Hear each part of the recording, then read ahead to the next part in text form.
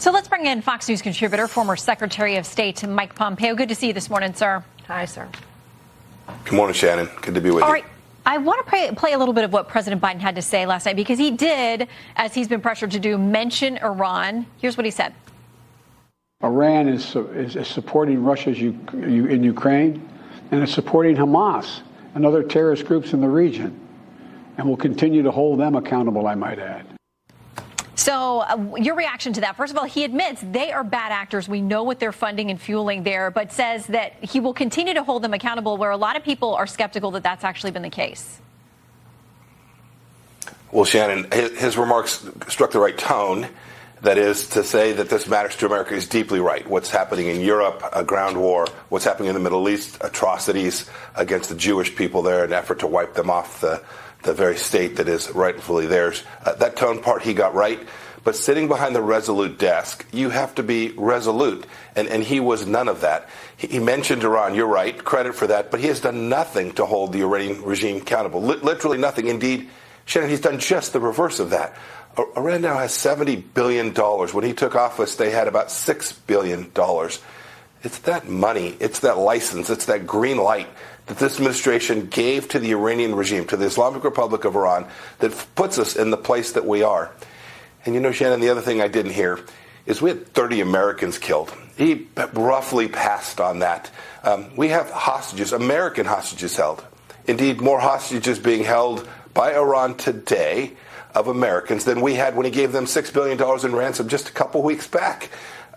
Passivity, weakness, your friends don't trust it, your adversaries don't fear it, and we're now in two wars that started in the last 2.5 years. And so when President Biden speaks to the nation about what he's going to do, I think it strikes hollow. I hope that he gets this right. I hope he puts America back on its front foot. And if we do that, we can deter Iran from continuing this aggression against Israel. We can deter Vladimir Putin, but it's going to demand real leadership from the White House. Mr. Secretary, this is Jillian. President Biden last night in his remarks also reflected on the sort of environment here in the United States following on 9/11. Take a listen to this. I want to get your reaction. When I was in Israel yesterday, I said that when America experienced the hell of 9/11, we felt enraged as well. While we sought and got justice, we made mistakes.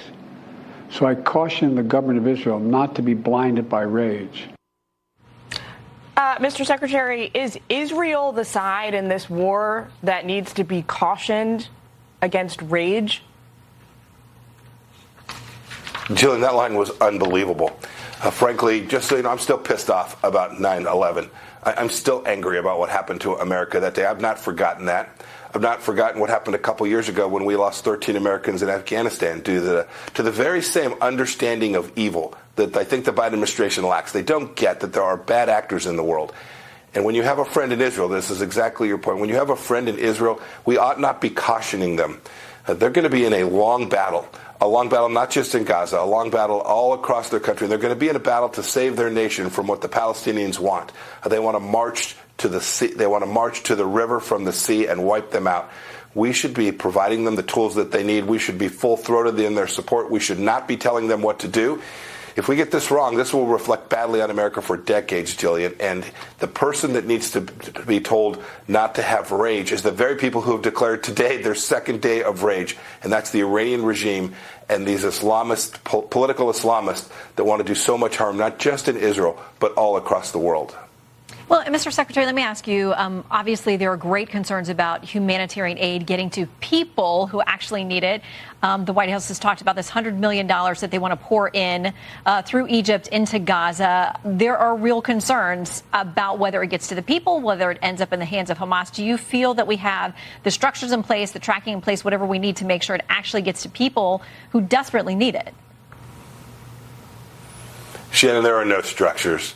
This is transited over to the UN and hope like heck that Hamas gives this to the people that need it. Any chance anyone believes that's going to happen?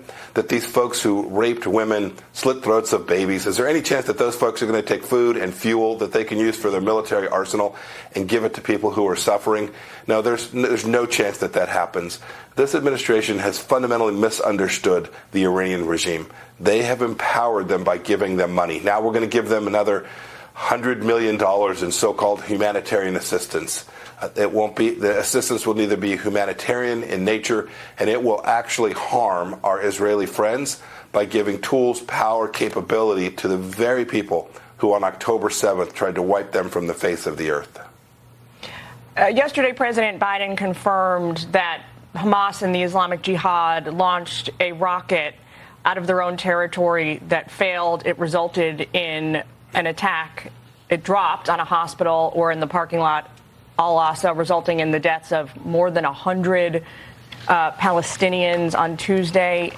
How is this different than a regime like Bashar al-Assad, say, in Syria, who gasses his own civilians? Jillian, it's no different. The Hamas leadership doesn't care about the civilians for which they are ostensibly the governing authority. Indeed, when they have their own civilians killed, they use it as a propaganda tool. It's not just that they use them as human shields, they use them as human propaganda machines. And so it's no different. I think the Biden administration needs to take that on board. This evil's not going away unless America stands up and defends the things that have mattered to this country for 250 years. You know, Julian, I saw this. When I was a Secretary of State, I saw us losing deterrence against Iran, and we took serious measures. We imposed real costs on the regime. We took a strike on Major General Qasem Soleimani. We put in sanctions that mattered. We deterred Iran from doing precisely what happened on October 7th. And when you lose that, Julian, when you get on your back foot, when you have a war in Europe, we have the Chinese Communist Party rattling sabers as well. There is conflict at embassies all across the world. President Biden has the capacity, and America has the capacity, to prevent further escalation and saving American lives. Mr. Secretary, we've got to leave it there. Thank you for taking time with us this morning. Jillian, Shannon, thank you both. Bless you. You too.